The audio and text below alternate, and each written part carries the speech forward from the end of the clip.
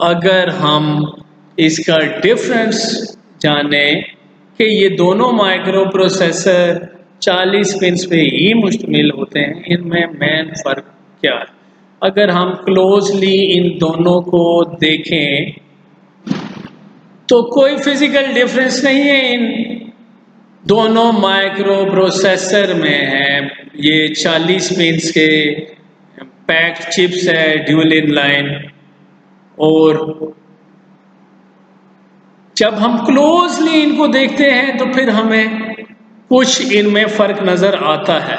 उसमें मेन फर्क क्या है कि 8086 माइक्रो प्रोसेसर जोन सा है वो 16 बिट इसकी डाटा बस है, जबकि 8088 माइक्रो प्रोसेसर जोन सा है उसकी 8 बिट डाटा बस है। अगर हम इनको देखें तो AD0 से AD7 तक 8088 माइक्रो प्रोसेसर की ये ड्यूल्स लाइन है एड्रेस और डाटा के लिए, और इसी तरह अगर हम 8086 की बात करें तो AD0 to AD15 की ये मल्टीप्लेक्स लाइन्स हैं एड्रेस और डाटा के लिए। क्योंकि डाटा की हम बात कर रहे हैं तो D0 to D15 ये 16 आ गई और D0 to D7 ये 8 आ गई। 8088 में 8 बिट की डाटा बस है और 8086 में 16 बिट की डाटा बस। ये जोन सा है विड्थ इसकी डाटा बस की, ये मेजर डिफरेंस है इसमें। अब दूसरा फर्क जोन सा है उसकी अगर बात करें तो 8088 में SSO की पिन है, जबकि 8088 के बरक्स अगर हम देखें तो BHE पिन है इसमें, BHE7। वो क्यों है कि 8 बिट्स तो नॉर्मली यूटिलाइज करते हैं 8086 पहली 8 लाइंस, तो जब 16 लाइंस को यूटिलाइज करना होता है उन 16 बिट की डाटा बस को यूज करना होता है, तो BHE मीन्स बस हाई इनेबल करेंगे तो वो 16 बिट इकट्ठी यूटिलाइज कर सकते हैं। ये सेकंड डिफरेंस है 8086 और 8088 माइक्रो प्रोसेसर। एक और स्लाइड डिफरेंस क्या है कि 8086 में मेमोरी आईओ वाली पिन पे अगर हम जाएं तो इसमें मेमोरी जोन सी है वो 1 पे एक्टिव है और आईओ 0 पे एक्टिव है। जिसके ऊपर बार होती है वो 0 पे एक्टिव होगी, जिसके ऊपर बार नहीं होगी वो 1 पे एक्टिव होगी, 0 पे डीएक्टिव होगी। जिसके ऊपर बार होगी वो 1 के ऊपर डीएक्टिव होगी, 0 के ऊपर एक्टिव होगी। ठीक है जी। तो ये 8086 में मेमोरी के ऊपर बार नहीं, आईओ के ऊपर बार है तो आईओ 0 पे एक्टिव होगी और मेमोरी 1 पे एक्टिव होगी। जब हम 8088 की बात करें तो 8088 में आईओ 1 के ऊपर एक्टिव है और मेमोरी जोन सी है ये 0 के ऊपर एक्टिव है। ये तीसरा इनमें डिफरेंस है 8086 और 8088 माइक्रो प्रोसेसर। ये तमाम मेन डिफरेंस। अब आप लोगों ने क्या करना है कि ये 40 पिन्स याद करनी है। ठीक है, मुश्किल लग रही है, बहुत इजी है, बहुत इजी। जरा आपने तवज्जो मेरी तरफ रखनी है।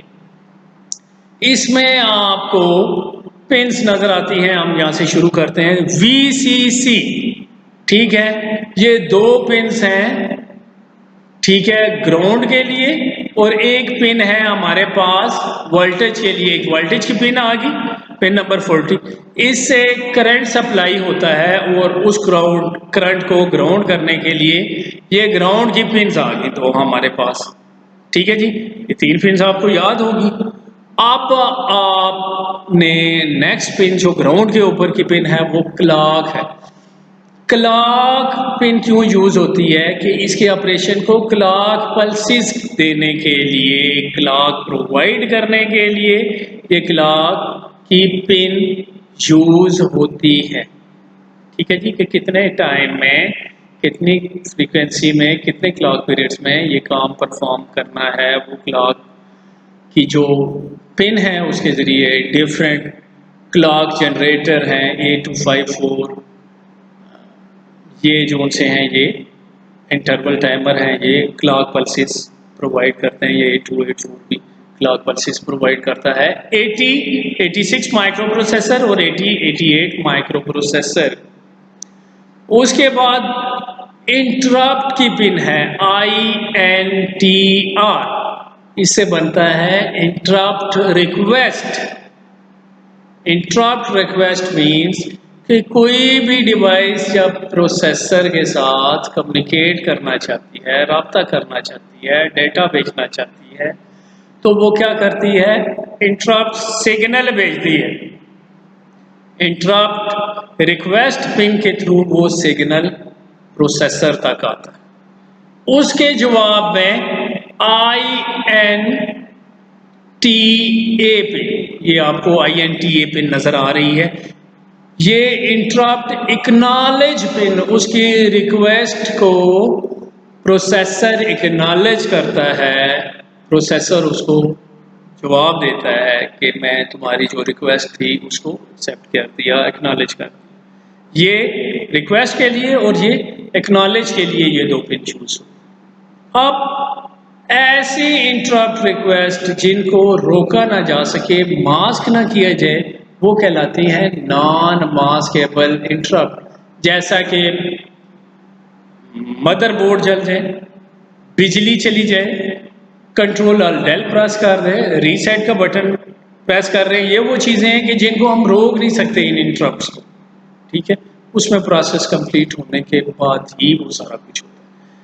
तो ऐसी इंटरप्ट जिनको ना रोका जा सके वो NMI pin, non maskable interrupt की पिन के ऊपर जाती हैं। इसके बाद हम 8086 की बात करें तो इसमें आपको नजर आ रहा होगा AD0 to AD14 इसी साइड में, और A15 AD15, ये हमारे पास एड्रेस और डाटा की मल्टीप्लेक्स पिन्स हैं। मल्टीप्लेक्स मीन्स के एड्रेस भी और डाटा भी इन्हीं पिन्स के थ्रू आता है। अगर आप 8086 को छोड़ के 8088 की तरफ आप मूव करें थोड़ा सा, तो आपको ये पिन्स AD0 to AD7, ये 8 जोन सी हैं एड्रेस और डाटा मल्टीप्लेक्स पिन्स नजर आएंगी। क्योंकि 8086 में AD0 से लेके AD15 तक 16 मल्टीप्लेक्स लाइन्स हैं, जबकि AD0 से लेके AD7 तक 8088 माइक्रो प्रोसेसर में 8 डाटा और एड्रेस मल्टीप्लेक्स लाइन्स। एड्रेस दोनों का 20 बिट है, लेकिन डाटा 86 में 8 बिट है, 88 में 8 बिट है, और डाटा 86 में 16 बिट है। एड्रेस दोनों का 20 बिट है। 8086 में डाटा जोन सा है वो 16 बिट का है, और 8088 में डाटा जोन सा है वो 8 बिट का है। तो इसके बाद A8 से लेके A15 तक चले जाएं तो ये एड्रेस की लाइंस आ जाएंगी 8088 में अगर हम जाते हैं। उसके बाद A16 S3, A17 S4, A18 S5 और A19 S6, ये हमारे पास क्या है, एड्रेस और स्टेटस के डिफरेंट स्टेटस सिग्नल्स हैं और एड्रेस हैं इनकी। ये भी मल्टीप्लेक्स लाइंस हैं, एक ही लाइन के ऊपर एड्रेस और स्टेटस ये दोनों काम परफॉर्म होते हैं, इसलिए इसको हम मल्टीप्लेक्स लाइंस कहते हैं। इसके बाद अगर आप थोड़ा सा देखें तो ये मेन डिफरेंस आ गया, BHE S7 आ गया, इसमें SSO आ गया। ये बस हाई इनेबल करेंगे जब 16 लाइंस डाटा की इकट्ठी यूटिलाइज होनी है तो उसके बाद मिनिमम और मैक्सिमम मोड के लिए हमारे पास मिनिमम और मैक्सिमम 0 होगी तो मैक्सिमम मोड यूटिलाइज होगा। कुछ पिन इसकी मैक्सिमम मोड में यूटिलाइज होती हैं, कुछ मिनिमम मोड में यूटिलाइज होते हैं। वो नेक्स्ट जब हम इसको पढ़ेंगे मिनिमम मोड और मैक्सिमम मोड, उसमें आपको मैं तफसील से इसके बारे में बताऊंगा। उससे नेक्स्ट है रीड ऑपरेशन के लिए कि प्रोसेसर की तरफ कोई चीज़ आ रही है आईओ पोर्ट से या मेमोरी से, तो उसे हम रीड कहते हैं, उसके लिए ये पिन यूज हो। उसके बाद रिक्वेस्ट ग्रांट की पिन है RQ GT 0 RQ GT 1 request grant की पिन है। इनको होल्ड और होल्ड एक्नॉलेज पिन भी कहते हैं। जब DMA controller direct memory access controller ने डायरेक्ट मेमोरी एक्सेस करनी होती है तो वो प्रोसेसर से एड्रेस डाटा लाइंस लेता है और प्रोसेसर आइडल कंडीशन में चला जाता है या वो अपना सारा काम रोक देता है जब तक वो DMA कंट्रोलर डायरेक्ट मेमोरी को एक्सेस ना कर दे। क्योंकि प्रोसेसर फास्ट डिवाइस है और मेमोरी और आईओ स्लो डिवाइस है, तो जब प्रोसेसर से रीड राइट का ऑपरेशन परफॉर्म होता है, एक्सेस करता है मेमोरी को या आईओ को, प्रोसेसर जब एक्सेस करता है तो प्रोसेसर को वेट करना पड़ता है जब रीड का ऑपरेशन परफॉर्म होता है बिल्कुल। तो ये टाइम बचाने के लिए मेमोरी को DMA कंट्रोलर के ज़रिए डायरेक्ट एक्सेस कराया जाता है। तो वो DMA कंट्रोलर जब प्रोसेसर इससे रिक्वेस्ट करता है तो उसके लिए होल्ड रिक्वेस्ट भेजता है कि आप थोड़ी देर के लिए होल्ड हो जाए, अपना काम थोड़ी देर के लिए ख़त्म हो। उसके बाद प्रोसेसर उसको होल्ड एक्नॉलेज की पिन देता है कि ठीक है, मैं आइडल कंडीशन में चला जाता हूँ, होल्ड कर लेता हूँ, आप जो अपना काम है उसको काइंडली परफॉर्म कर। अब ये हो गया होल्ड और होल्ड एक्नॉलेज। अब प्रोसेसर को किस तरह पता चलेगा कि वो काम जौन सा DMA कंट्रोलर ने करना है वो कर चुका है या नहीं? तो वो टेस्ट पिन के ज़रिए चेक करता रहेगा कि क्या प्रोसेसर अब आइडल कंडीशन से बाहर आ जाए, यानी कि DMA कंट्रोलर अपना काम ख़त्म कर चुका है या नहीं कर चुका। अगर तो वो काम ख़त्म कर चुका है तो फिर रेडी के ज़रिए प्रोसेसर जो प्रोसेसिंग जो एग्जीक्यूशन वो कर रहा होगा दोबारा वो वापस आ जाए। इसके बाद राइट की पिन है, ठीक है जी।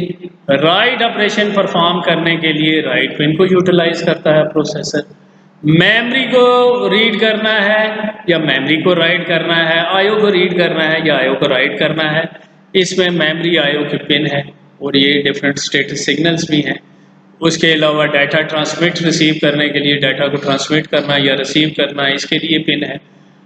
डाटा इनेबल करना, जब डीमल्टीप्लेक्सिंग होती है तो एड्रेस को और डाटा को अलग किया जाता है, ठीक है जी। उसके लिए जब डाटा इनेबल करता है तो डाटा ट्रेवल कर जाता है, ठीक है। एड्रेस लैच इनेबल इससे नेक्स्ट पिन है। जब एड्रेस लैच को इनेबल किया जाता है तो एड्रेस जो है वो लैचेस में चला जाता है और उसको हम एड्रेस को यूटिलाइज कर सकते हैं। इसके बाद रीसेट की पिन प्रोसेसर को वो रीसेट करने के लिए यूटिलाइज की जाती।